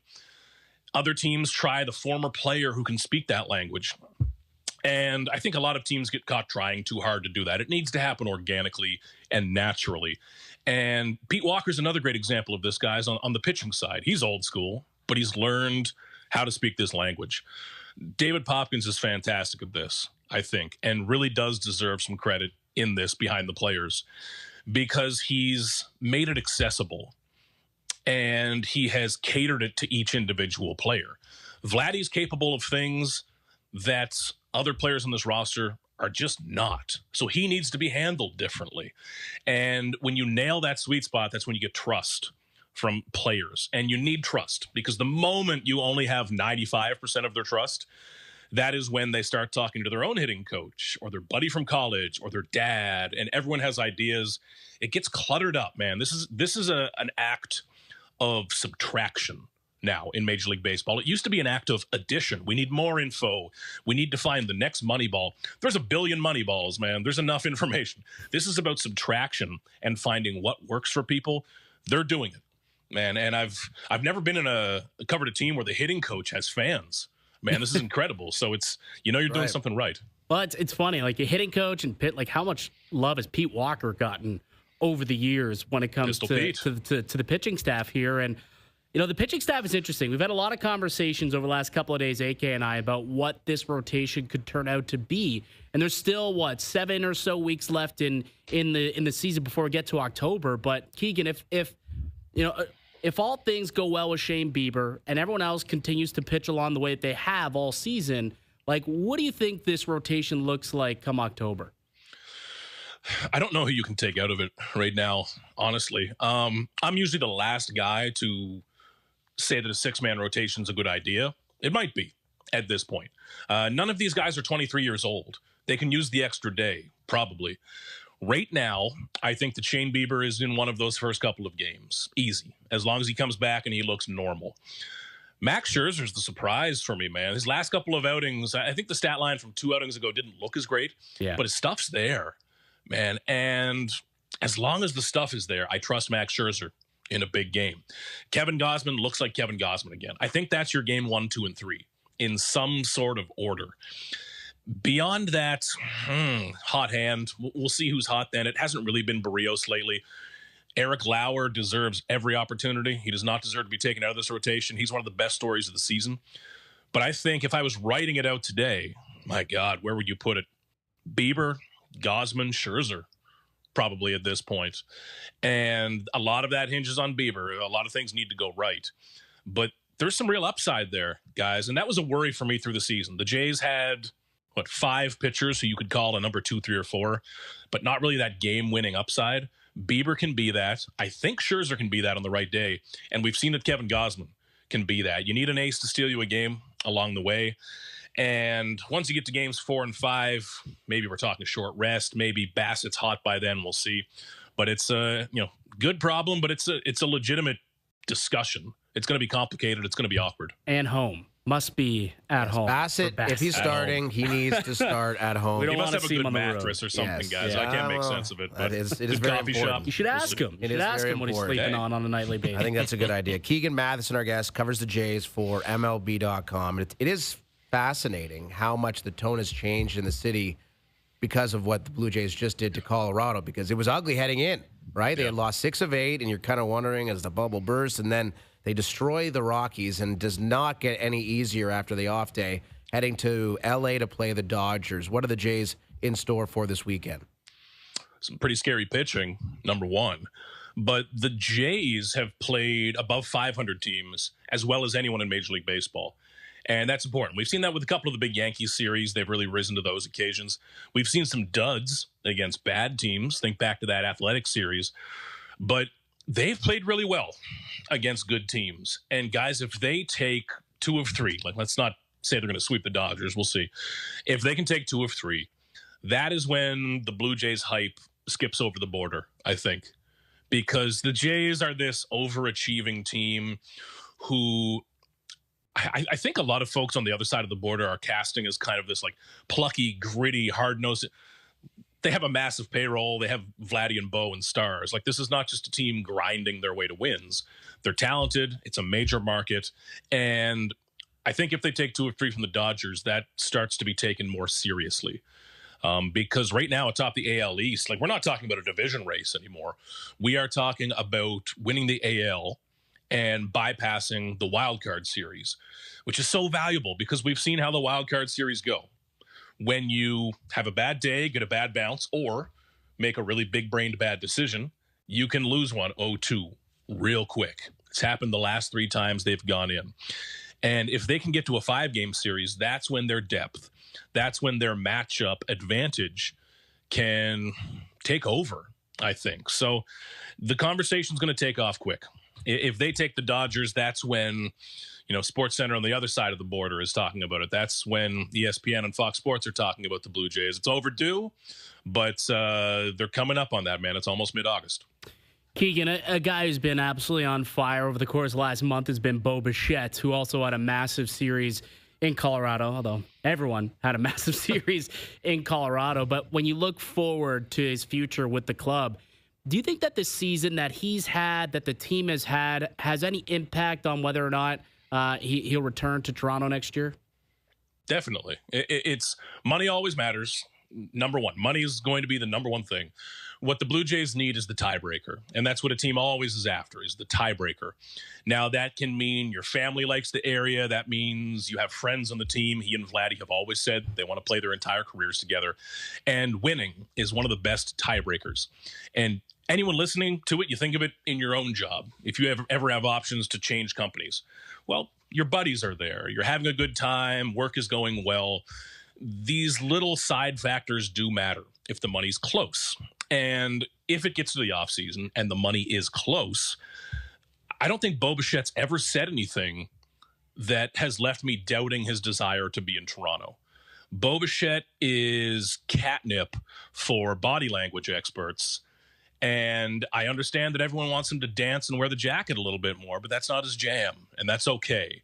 It's never going to be his jam, no matter where he goes. But everything he's said along the way, and I've talked to Bo about this 2 or 3 weeks ago, he said he wants to be in a place where he can win, where he's enjoying playing baseball, and where the front office is trying to win too. And he said right now they're checking every box. It's always going to be the money.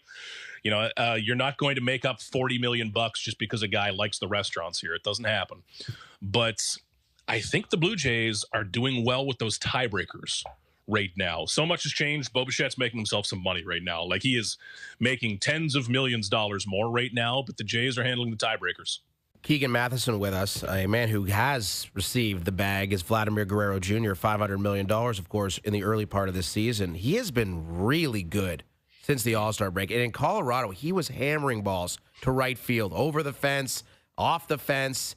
And all of a sudden, you look at his numbers, and I know the home runs aren't there, but the double production's there, the on-base is there, everything else you'd want from Vlad Jr. is there. I think his OPS is creeping up close to 900. All of a sudden, he's having a very respectable season.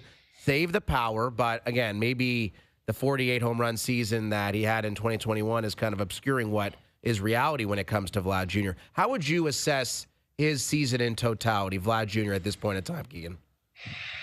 It's been slow to get here, but I think he's back, honestly. The power to right center field, guys, compare this to the opening weeks of the season. Early this season, over and over and over again, Vlad would hit the ball 115 miles an hour, whatever it was, but it would be kind of a line drive or a ground ball up the middle to right center. And it looked like he was doing it on purpose. It looked like if one of us went to play slow pitch and you just kind of try to drive one over the second baseman, he was doing it easily, but he wasn't lifting it. He wasn't doing that big damage all at once. Now he is. And what I loved in Colorado was that Vladdy took a couple of big hacks at 2-1, 3-0 pitches, whereas before he was being incredibly patient. And that's a good thing. You take walks, you help move this thing along, but he's Vladdy. Man, this is not a singles hitter. This is not an on-base guy, even though that's part of his game. What makes him truly special is the power. And coming up as a prospect, Vladdy, his best tool was hitting, not power, but just hitting, making contact, driving the ball all around the field. He's gifted in ways that very few people on the planet are. But when he taps into the power, guys, this is the exact same conversation with Bo Bichette. They can put a bat on anything. It doesn't matter if it's 150 miles an hour. They'll make contact. But when they're driving the ball for power, they become superstars. And that's what the Jays need right now. The Jays at this point, I think we need to be a little needier and greedier with these conversations, because this is no longer about sneaking in as a wild card team and being happy to be little old Toronto invited to the playoffs. This is about how they can win a World Series, which means how do you beat the Dodgers? How do you beat the Brewers? How do you beat the Tigers, the Yankees? And you do that by being a really good team that probably over the course of a 7-game series has someone take over a game. A month or two ago, Vladdy was not that player. Now he is. He can take over a game against any pitcher right now. And I think he is just about all the way back. He's feeling it, man. And this is as impressive as I've seen him all season.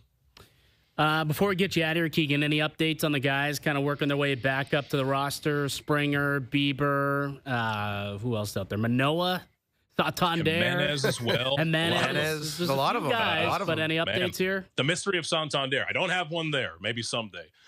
George Springer was not in their lineup today. Guys, there is a concussion protocol in baseball that we don't talk about as much, but he does still need to pass some tests before he gets into a game. Probably play 1 or 2, then he's back. Jimenez is off today. He'll play the next couple of days. Bieber will pitch Saturday and then one more. So he's probably back. When would that put him? Later in August, 20 range or something like that. But it's getting close, guys. There's going to be some big roster decisions there as well. I don't think we'll see Santander play a baseball game the rest of this season.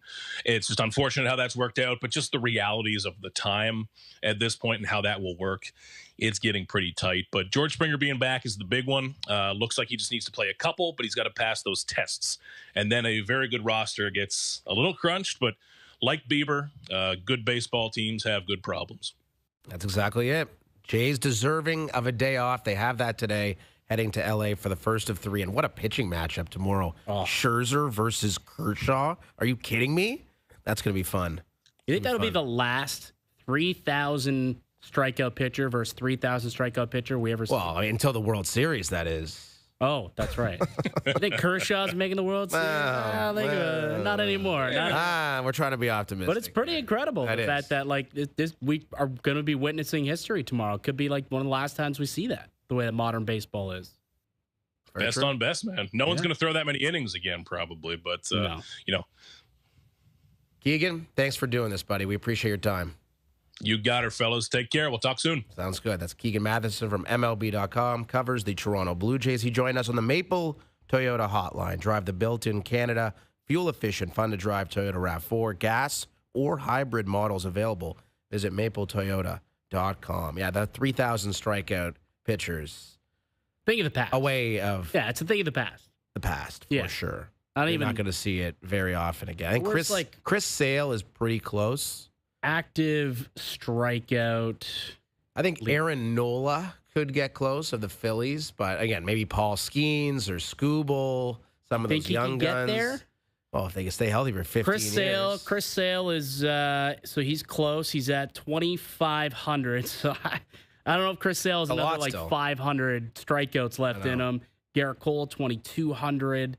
Yeah, Gosman's at 1,900, eighth most strikeouts among active pitchers. Yeah, Nola you mentioned, he's in the top 10 with 1,800. So like you still need these guys to go and throw another 1,000 pitches to get there. Or 1,000 strikeouts to get there. A lot more than 1,000. Not pitches gonna for happen. them. I don't think No, it's gonna know. happen for any of those guys. Yeah, that's one of those. Some of those records are literally unbreakable. Like Keegan Matheson is like, I don't know, 5,000 strikeouts or whatever it is. Cy Young has all these strikeouts. The guys, Bob Gibson, who just threw an unconscionable number of innings. We just never came out the field. Well, it was just complete game. Yeah. Complete game every single time. And it's crazy you see Nate Eovaldi with Texas, what he's doing this season. I think through 19 starts, his ERA is 1.32. He's having a historically great season. Unreal against the Yankees. Yeah, and he is literally untouchable. And that's why Texas is a dangerous team, because they have him and they have DeGrom and they bring in Merrill Kelly. But we have that 1-2. Yeah, 138. 138. Again, like you're, 0.84 whip. yeah, you're talking about stuff that doesn't happen anymore. No. And these are like from the 50s and the 60s. Again, you mentioned like the Steve Carlton seasons. And like, again, Bob Gibson's a guy whose numbers historically great over season, but it's just unprecedented what he's done. And I love the old school numbers and the stuff that you'll never see again because, of course, it represents the changing nature of the sport. Well, we almost saw a complete game no-hitter last night. Got broken up 8 1/3 inning. Gavin Williams was throwing there, and then Juan Soto said, "Enough of that. I'm going to hit a home run so far into the outfield." Yeah, here it is right there. Although, you know what? I will say that the center fielder, center field, though. The center fielder, it looked like it was close. Deep center field. Couldn't have hit it any further in the ballpark for Juan Soto. He's like, yeah, just for good. Oh, yeah. Look at the he knew it, smirk, too. Look at the smirk. Poor Gavin. That's tough. That is tough. That is very tough. Like, that's got to be such a letdown to be that close to accomplishing something like that in your career. Going 8 1/3 innings of shutout baseball, no-hit baseball, and then it ends on a home run. Dude, think about Armando Galarraga. That's the worst Right, one. that was one of the trivia questions That we were was. posing to one another on the carpool tales. Carpool karaoke. Yeah, That's Armando Galarraga. I think the question I posed to you is who was the umpire who absolutely screwed that up. blew the call for Armando Galarraga's perfect game? And then he was crying. Perfect. The umpire was crying afterwards because he realized that he screwed it up. But that's the perfect example for why I think we're okay with like challenges and instant replay. Well, there's a long list of examples of blown calls that have fundamentally altered the course of sports, and I would say a lot more than a perfect game, like have a playoff series. Oh yeah, like how about Carrie Fraser? Sorry, Carrie. I didn't Carrie watch the show, Fraser, but like there you go. high You stick, for review sure. that all of a sudden. But I remember, what was it? The Calgary Flames should have won the Stanley Cup in 2004. They should have won the Stanley Cup. A puck crossed the line and never got called. No one saw it. But if you watch the replay, I want to say maybe it was Jelena, I think, scored in overtime and would have won that game for the Calgary Flames. They would have won 4-2. The series would have been 4-2. They would have won the cup. Didn't happen because no one saw it. No one saw a replay. You know, Jordan Bean didn't buzz down and say, hey, challenge that. That was a goal. Yes. And all of a sudden, you know, Tampa goes, scores in overtime, and then wins in Game 7. Should have been the Flames. Technology could have a dramatic impact on the history of sports if it was implemented a little bit earlier, but we were behind the times when it came to replay. Remember technology and stuff. Yes, Remember thank you very Brandon much. Morrow's near no-hitter? There was a couple close Remember Bowden Francis last year at a couple no-hitters. He went deep into like the 8th inning twice Couple times. last year. Talk about a guy who's off the radar. Dude. That's what you fear about Eric Lauer, though, is it not? Like last year, towards the end of the year, you saw a 2-month stretch of Bowden Francis where it's like, this guy could be something. My counter to that is that Bowden Francis was pitching in irrelevant games for a team that had no hope of doing anything. Eric Lauer, week after week, start after start, is giving you quality performances. Yeah, there's more pressure in real games that mean something. Yeah. And that's not to take away from what but it's not like Bowden Francis did. wasn't playing quality opponents. Like he was, I know, came but up every fifth day. The pressure, it's just not there, Yeah, which I think you have to factor that in. Could Lauer be Bowden Francis? Absolutely. And Bowden Francis, I think he threw more than 100 innings last year. Lauer's not there yet. So he was one of the best pitchers in baseball in the last 2 months of the league. He had like a post whip. August 1. A whip quite below literally, 1. Yeah, he was one unbelievable. of the best pitchers in baseball, and now he is not on the major league roster. Not even close. He's hurt, and Alek Manoah, what he is able to do There's in his been comeback. radio silence. A couple before Scherzer and Lauer emerged. How often are we talking about Manoah and whether or not he could return and be a part of the Blue Jays? Now with Scherzer and bringing in Shane Bieber and obviously Eric Lauer, there's no mention of Manoah being a piece of this team. And this is not something we are worried about today or this season because, again, we're focused on a Blue Jays team that wants to win the World Series. But Scherzer's probably gone in the offseason. Bassett's potentially gone as well. He's still be part of the spots. program. There'll be some spots next year. Maybe it is Manoah. Maybe it is Trey Savage. out in front. Maybe Trey Savage. Possibly. There's a lot of options. The Blue Jays are deep. Maybe it's Shane Bieber. Maybe he's like, you know what? I'll take that player option, boys. No worries. 16 mils, sign me up. I'll see you in spring training. It's kind of peanuts for pitchers. Oh, no. Hell, he's not taking that. It would take an absolute tragedy for him to take that. Well, he would have to really pitch horribly, or maybe another injury. Hurt. Yeah, and then he's taking it just to get the money. Yeah, but he's not exercising. No, but maybe I he stays in Toronto. I think he could still stay here. Sure. Like, there's the framework of it. The Jays did it with Barrios, so it's not like it's unprecedented here. That's Mike DiStefano. I'm Aaron Korolnik. AB's list coming up on the other side. Dark Horse Team Canada hockey players in Milan. Your home country, Michael. We'll see what you have as far as Dark Horse candidates to make the roster next.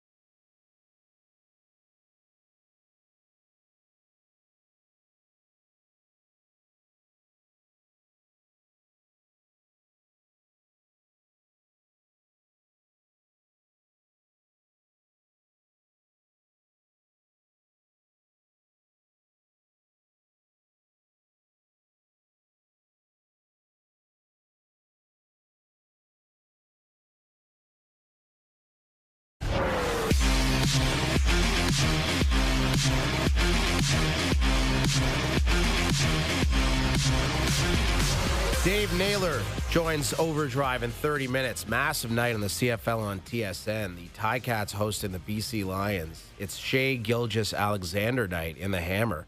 You got a key to the city today? Do you have a key to the city in Niagara Falls? No. No. You had to turn your mic on for that answer? Yeah, One day. No. That's why. One Because I day. can't even turn a mic on. That's why they'll never give it to me. Getting a key to the city would be a really cool experience. Duthie has a key Duffy's to got a Ottawa. I think. But, you're a Toronto guy, if I like myself, with Thornhill, Ontario. Do they give keys? You tell people you're from Thornhill Absolutely. or Toronto? Thornhill. Very. You're on vacation. You're down in Vegas, and someone asks you, I do live in Toronto now, but I grew up in Thornhill. Correct. I did. Dave Naylor and I both attended the same high school, That's Thornley Secondary School, and Dave Crixt. Is that the most famous person to come out of your high school? Yeah, there's one more. We don't mention him anymore. He's kind of disgraced. Okay. Yes. All right.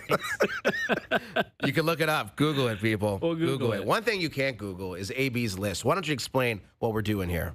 So last week we saw Team Canada announce, was it a 42-player roster? 42. That will Orientation camp, yes. Orientation camp. That'll be attending an orientation camp, and it's going to be at the end of August. And I basically took the list, and I was like, all right, we know who made Four Nations.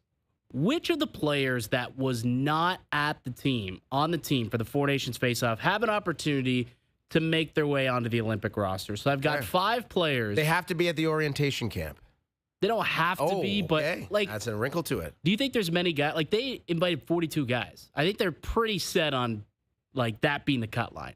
I still think the goaltending is not set. I don't buy that it's going to be Binnington. Well, Binnington, yes, for Binnington, sure. yes. Hill and Montembeau, why? Like, why are Hill and Montembeau guaranteed spots at the Olympics? Doesn't make any sense to me. Bring the other 2 best guys. Yeah. I don't care if you're at the orientation camp or not.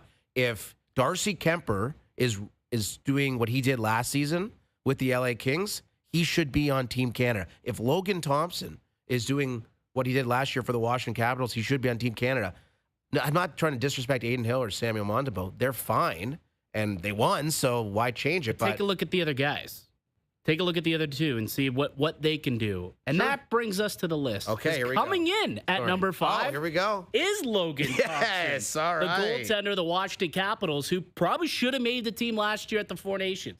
Like, of course. It's not to say that Montembeau's a bad goalie, that Aiden Hill's a bad goalie, but statistically, Logan Thompson was having a far, far superior season than both of those guys. And Binnington included. And Binnington as well, but I'm not going to throw him under the I know, bus. we in love this Binnington. discussion. He's a hero. Making it. But Logan Thompson, if he can continue to do what he did last year with the Washington Capitals, I think he's a player who certainly should be on Hockey Canada's radar. Absolutely. I am perplexed as to why he's not at this tournament, but he is the only player on my list that's not at the tournament that I think has a chance to make it as a dark horse. There is a plethora of forwards, of defensemen, but only 3 goalies. Has anyone explained or got an explanation about why they only decided to bring 3 to this camp? No, we have not. Nothing that I've heard. No. And it cannot be. love to hear from Doug this is what Armstrong. we're doing. These are the 3 goalies. Because this is not like Patrick Waugh, Marty Brodeur, and Roberto Luongo. It's not an open shut case. No, I mean, come on. A lot of debate as to who at least number 2 and 3 should be. Is there any situation you could see in which Binnington is not the starter? No. Even if he's absolutely terrible next year? Nope. I don't, because he wasn't any good last year. He was okay. And then he got to the Four Nations, and he turned into Binnington a la 2018. All right, so Logan Thompson, number 5. Who's number 4? Number 4, Robert Thomas. I like Robert Thomas. Aurora Zone. I love Robert Thomas. Aurora Zone, Toronto Zone. Did you know? Aurora or Toronto? Played in a golf tournament. Robert Thomas was also playing in it. This was at Oakdale, and I finished second to him in longest drive. Ooh. However, Robert Thomas's drive went into the rough, and they still counted it. Mine was in the fairway. I think I actually am the winner of this longest drive competition. I don't. I think whoever's drive goes longer, no matter where it goes. It should be. It can even go into the drink. No. It would count. It's fairway or bust in longest drive. Anyways, back to your Robert Thomas take. I do believe that Robert Thomas, he was injured last year, or else I think he would have had an opportunity. But ultimately, he's a St. Louis Blues guy, right? Doug Armstrong knows this player very, very well. So I think Robert Thomas has just as good a year as he did last year. The year before, he's coming off back-to-back seasons where he's been an 80 to 90-point player. I think he'll work his way onto the team. He's a complete 200-foot guy. You can play him up and down your lineup. He can play on the wing if you need.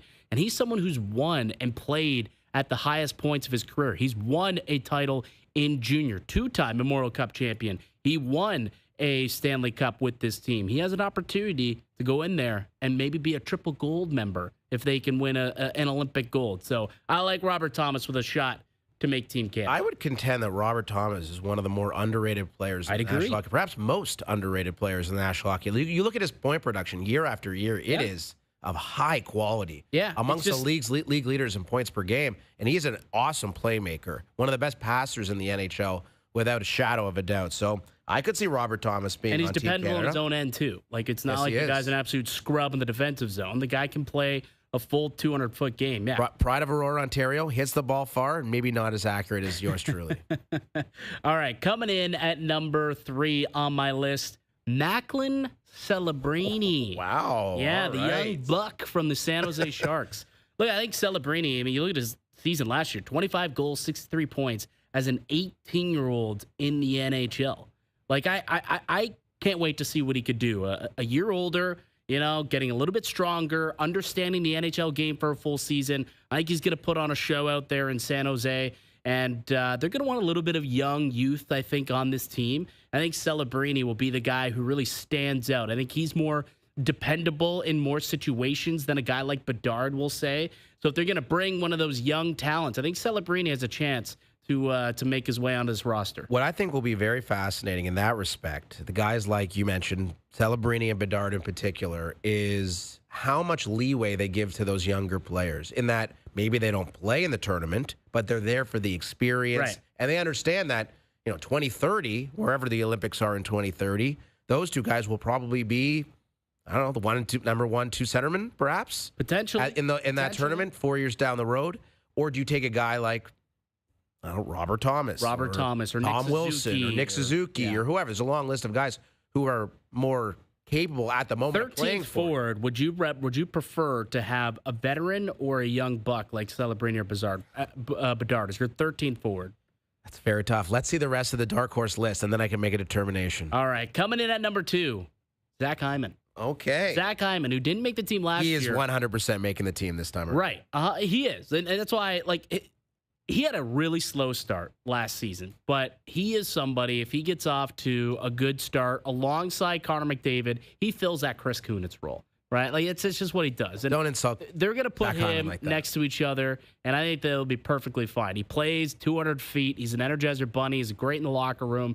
I think Zach Hyman ends up making this team. Unbelievable forechecker, brings the physicality. He's exactly what you want. Can play up and down your lineup. I think Zach Hyman's an Olympian. Yeah, he's a true mensch. I would say for Hyman, having been very fortunate to be invited to his golf tournament maybe a month ago. You played golf with every single person on my list it was actually at Zach Hyman's tournament, Robert Thomas, and the long drive. At the same tournament, I was brother. But Hyman still got the hand thing. Yeah. Like he's not close to, operating as per he would in the summer.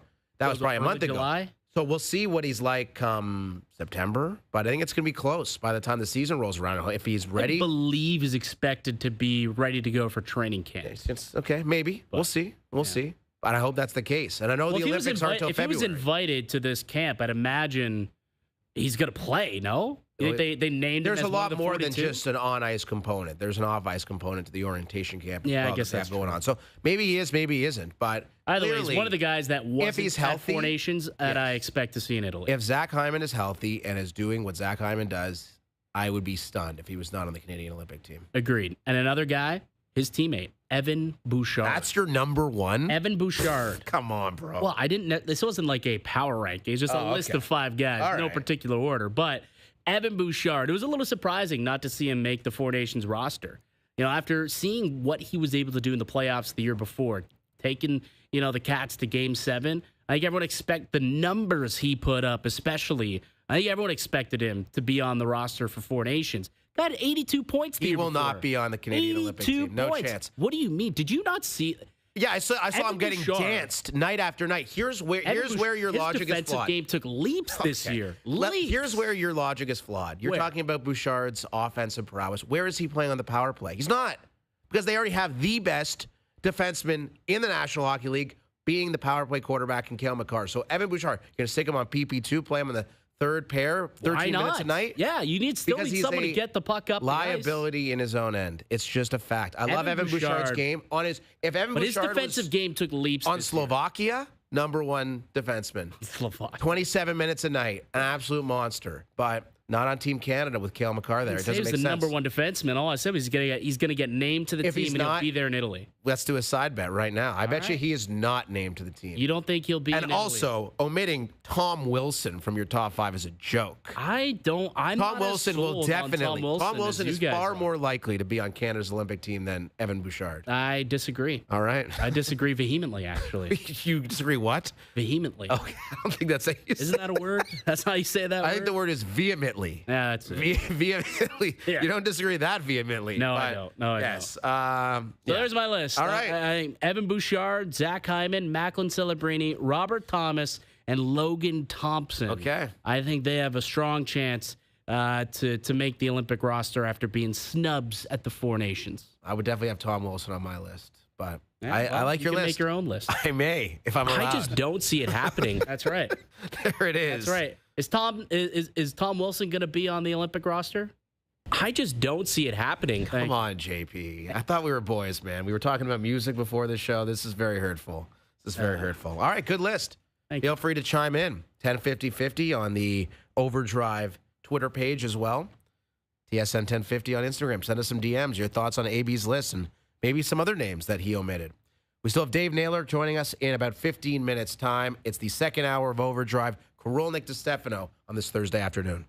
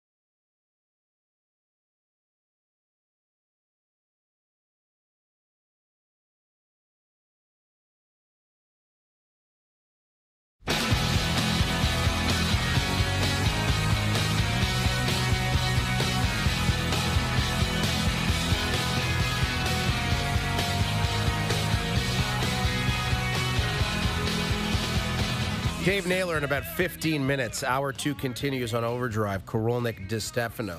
We spent the commercial break debating the pronunciation of vehemently in House Brother. What do you say? Vehemently? Yeah, I've always, that's how it's, that's how you read it. Naylor will be the determining vote. I'm probably wrong. You are wrong. I'm taking it. I'm probably wrong. I went to Western. I guess you went to Western. So did I. Too, yeah. But you were probably more We also went to the same journalism school. Well, Malcolm Kelly right now is not very impressed with you. Let's put it that way. Probably not. Yeah, he's like, that's not my... yes.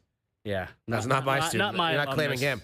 This from Steve Simmons in the Toronto Sun regarding why Canada only named 3 goaltenders to their orientation camp for the upcoming Olympics. General Manager Doug Armstrong and staff look at Logan Thompson, Stuart Skinner, Darcy Kemper, Mackenzie Blackwood, and consider them quite similar to their 3 named goaltenders. My understanding of this, Binnington is a sure thing for the team, and after that, 2 of Aiden Hill, Montembeault, and the other 4 being looked at while being selected for the team in Milan. So why not invite them all? Great question. Steve actually did not answer. Steve actually did not answer why they only named 3. I'm not arguing that they're not going to be considerations. I still think they would be, but why not bring them then? Yes, and Steve also writing that Montembeault is French-Canadian, which helps his chances of being the third goalie. Why? Who cares where you're from? Aren't you? Isn't this a meritocracy in sports? Yeah, I don't. I don't. I mean, maybe that is true. I don't know, but that doesn't really make sense to me. I don't care where someone's from. All I care about is if they can perform on the world stage. Yeah.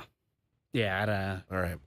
We got pissed off there about Canada's goalies in a hockey tournament 6 months from now.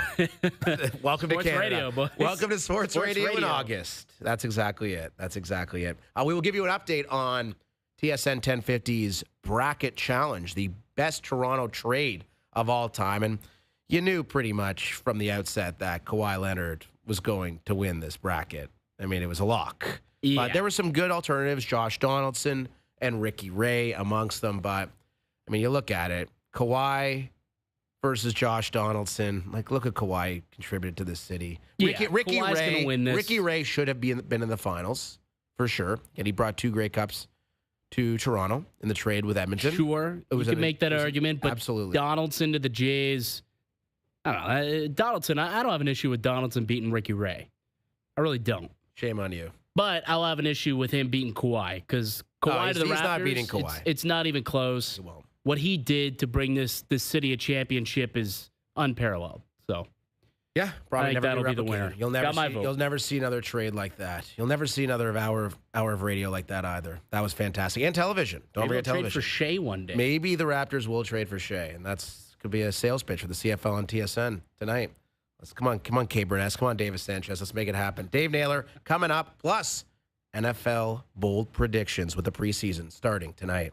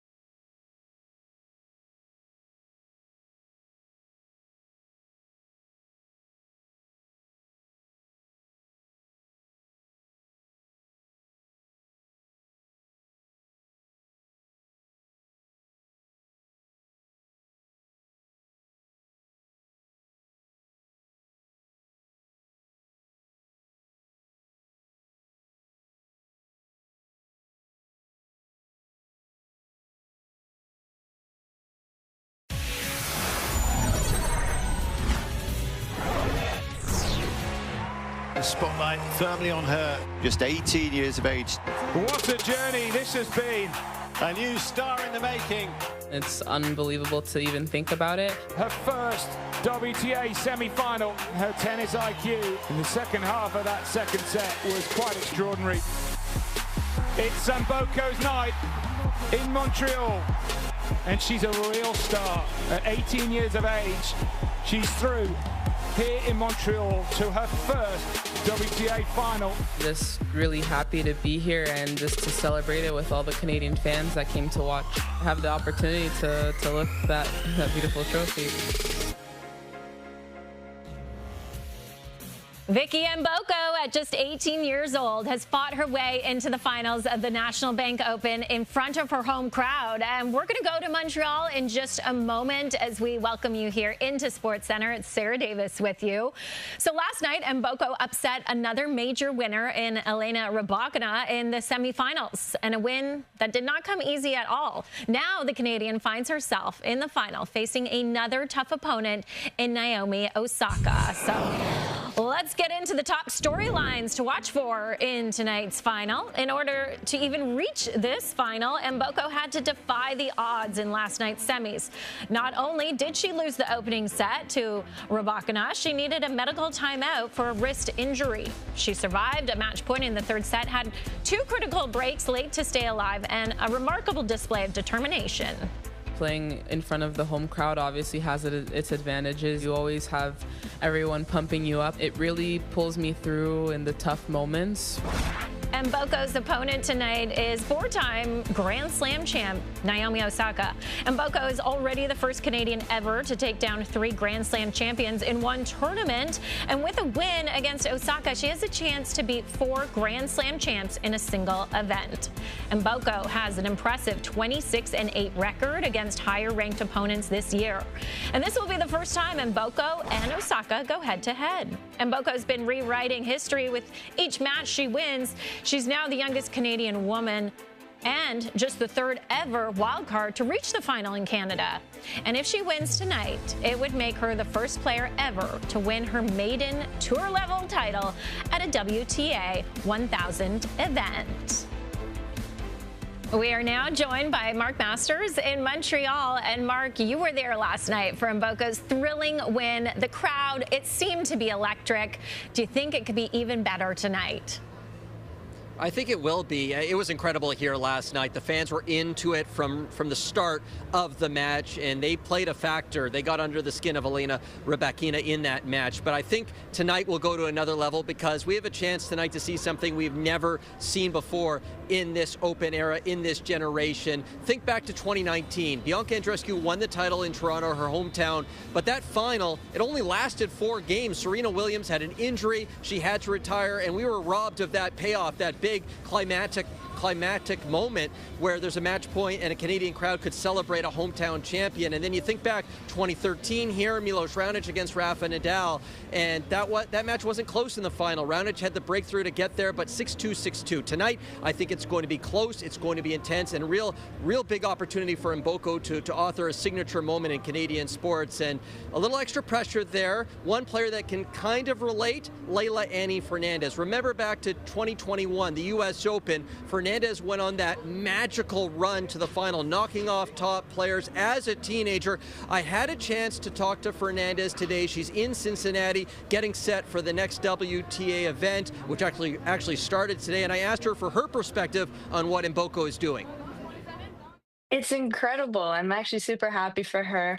She's been playing well all year round. So I mean, she's in a very high level, and I'm just happy that she's enjoying her time on court, competing, and that there's another Canadian in like the top 100. So it's just kind of amazing to see that 100, and I think 50 now. I don't know, but just seeing her achieve great things on home soil, I'm just happy for her.